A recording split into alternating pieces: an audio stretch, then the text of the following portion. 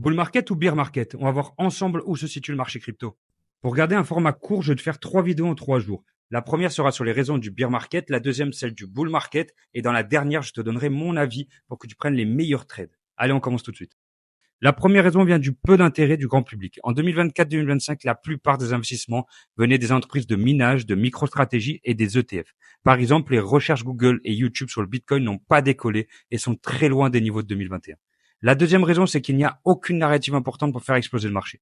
On a déjà eu l'élection de Trump, l'anticipation de la baisse des taux d'intérêt et la réserve stratégique de Bitcoin a fait l'effet d'un coup d'épée dans l'eau. La narrative Bitcoin-Trump a perdu de sa force à cause des nombreuses manipulations du marché.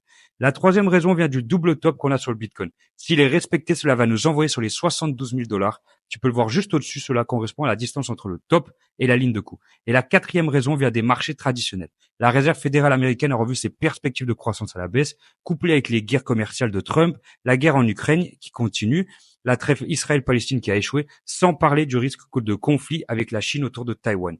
Le résultat, le Nasdaq et le Dow Jones crachent en 2025 et ce contexte global n'aide vraiment pas à faire décoller le Bitcoin. Je n'ai pas pu tout détailler, donc si tu as des questions, pose-les en commentaire, je te répondrai directement. Allez, on se revoit pour la vidéo numéro 2.